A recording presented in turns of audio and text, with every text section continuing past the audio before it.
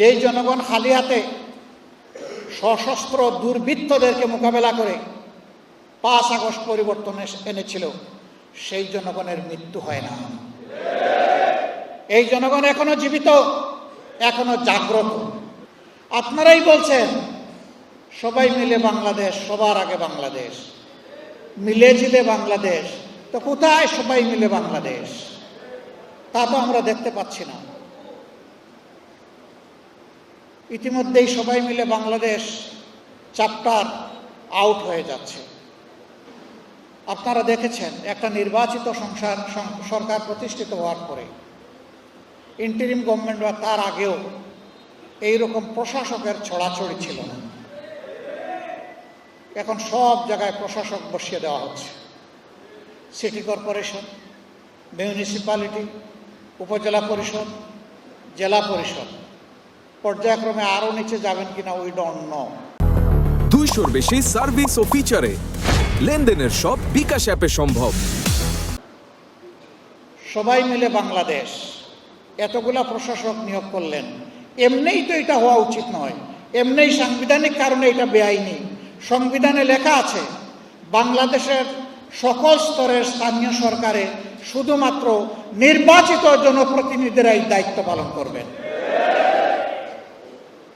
আপনারা সব জায়গায় বসিয়ে দিচ্ছেন প্রশাসন, সব দলের লোক। কেউ কেউ জাতীয় সংসদ নির্বাচনে অংশগ্রহণ করেছেন, এখানে তারা সফল হননি, জনগণের ম্যান্ডেট পেতে সমর্থন পাননি। এখন তাদেরকে আরো বড় বড় জায়গায় বসাই দেওয়া হচ্ছে। আশ্চর্য। আপনারা বলেন সার্বভৌমত্ব জনগণের, এদেশের মালিক জনগণ, তো কোথায়? জনগণকে আপনারা তো গুরুত্ব দিচ্ছেন না। এই জনগণই তো 12 তারিখ ফেব্রুয়ারি মাসের 2টা ভোট দিয়েছিল, একটা জাতীয় সংসদে আর একটা গণভোটে হা। আপনারা ভিতরে ভিতরে না ছিলেন, কিন্তু প্রকাশ্যে আপনারাও হা বলেছেন। আপনারা এখন বলছেন জনগণ 51% আপনাদেরকে ভোট দিয়েছে। তো ওখানে যে জনগণ 70% ভোট দিয়েছে, 51 বড় না 68 বড়? আপনি 68 ভাগ জনগণের মতামতকে উপেক্ষা করছেন আর 51 ভাগের কথা বলছেন। এর নাম গণতন্ত্র? ওনারা বলছেন সংবিধানে গণভোট নাই। আমাদের প্রশ্ন, এই দলটির জন্ম যার হাতে, তার হাতেই প্রথম বাংলাদেশে গণভোট অনুষ্ঠিত হয়েছিল। তখন কি সংবিধানে সেই গণভোটের প্রভিশন ছিল? তখন যদি এটা জায়েজ হয়ে থাকে, এখন না জায়েজ হয় কিভাবে? জনগণের প্রয়োজনে। গণভোট হচ্ছে কনস্টিটিউশনের উপরেও সুপ্রিম অথরিটি রাখে।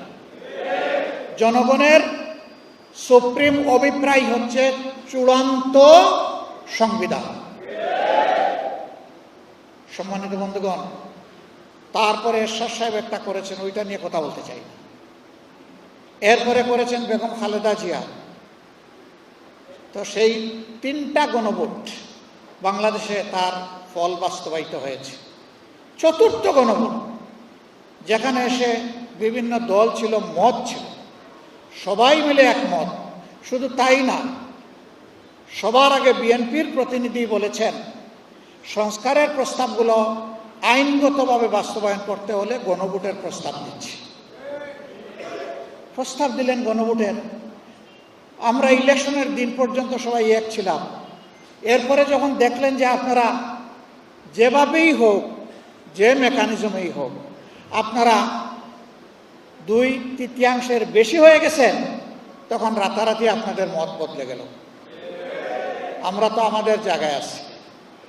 জাতিকে বলেছিলাম আপনারা প্রতিনিধিত্বের জন্য আমাদেরকে একটা ভোট দিবেন আমাদের প্রতি, আর রাষ্ট্র মেরামতের জন্য, নতুন একটি প্রত্যাশার বাংলাদেশ গড়ে তোলার জন্য আপনারা গণভোটে হা দেবেন। জনগণ দিয়েছে, তারা এখন মানবেন না। এখন তারা সংবিধান সংশোধন করবেন। সাংবাদিক বন্ধুরা জিজ্ঞেস করে সংশোধন আর সংস্কারে তফাৎ। একটা হচ্ছে পুরানা জামা ছিঁড়ে গেছে, ওইটাকে কেটে জোড়া দিয়ে পরানো। আরেকটা হচ্ছে গায়ের জামার 3টা অংশ, ছিঁড়া অংশটা পুরা ফেলে দিয়ে সেখানে নতুন জামা পরানো। আমরা ওই কাটা ছেঁড়া জামা আর জাতির গায়ে পরাতে চাই না। এই সংবিধান 17 বার 16 বার সংশোধন হয়েছে। 200-র বেশি সার্ভিস ও ফিচারে লেনদেনের সব বিকাশ অ্যাপে সম্ভব।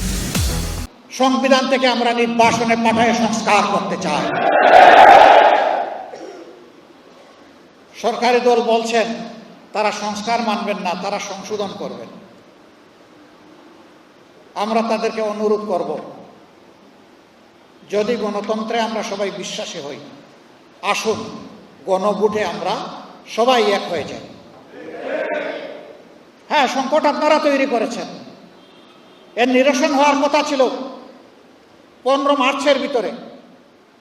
আপনারা আপনাদের দায়িত্ব পালন করেন না, এই জন্য এই সংকট তৈরি হয়েছে। আমরা 2টা শপথ নিয়েছি, আপনারা একটা নিয়েছেন। আপনাদের দায়িত্ব ছিল সংস্কার পরিষদের সভা আহ্বান করার জন্য দায়িত্বশীল ব্যক্তিকে লিখিত অনুরোধ জানানো। আপনারা শুধু অনুরোধ করেছেন জাতীয় সংসদ অধিবেশনের জন্য, সংস্কার পরিষদের জন্য করেন নাই। আপনারা আপনাদের দায়িত্ব পালনে ব্যর্থ হয়েছেন এবং জনগণের সাথে দেওয়া কথা আপনারা লঙ্ঘন করেছেন। আমরা আমাদের জায়গায় রয়ে গেছি। আমরা সরকারি দলকে বলবো, এখনো সময় হাতছাড়া হয়ে যায়নি।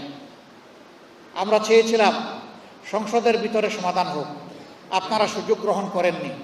আমাদেরকে ঠেলে জনগণের এই রায় বাস্তবায়ন করার জন্য জনগণের কাছে আপনারা আমাদেরকে আসতে বাধ্য করেছেন। যেই জনগণ খালি হাতে সশস্ত্র দুর্বৃত্তদেরকে মোকাবেলা করে 5 আগস্ট পরিবর্তন এনেছিল, সেই জনগণের মৃত্যু হয় না। এই জনগণ এখনো জীবিত, এখনো জাগ্রত। বিশেষ করে আমাদের যুব সমাজ, যাদের নেতৃত্বে শেষমেশ ফ্যাসিস্টরা পালাতে বাধ্য হয়েছে, আমরা তাদেরকে বলবো, তোমরা তোমাদের বিপ্লবের যে খালি হাতের হাতিয়ার, অর্থাৎ দেশপ্রেম এবং ইমানের হাতিয়ার, সেটাকে আবার শানিত করো। যেমন আগে নেমেছি, এখনো আবার নামবো এবং ইনশাআল্লাহ জনগণের এই দাবি আমরা আদায় করে ছাড়বো ইনশাআল্লাহ। এ দাবি আদায় না হওয়া পর্যন্ত একটি ইনসাফ ভিত্তিক বাংলাদেশ গঠন করা অসম্ভব। ফ্যাসিবাদ একটা রোগ, নির্দিষ্ট রোগী মারা গেলেও ফ্যাসিবাদ মারা গেছে এটা বলতে পারবেন না। এটা একজন থেকে আরেকজনে সংক্রমিত হয় এবং সেই সংক্রমণ ইতিমধ্যে আমরা লক্ষ্য করছি। জনগণের রায়কে অবলীলায় অগ্রাহ্য, অপমান, অস্বীকার করার নামই হচ্ছে ফ্যাসিবাদের সূচনা।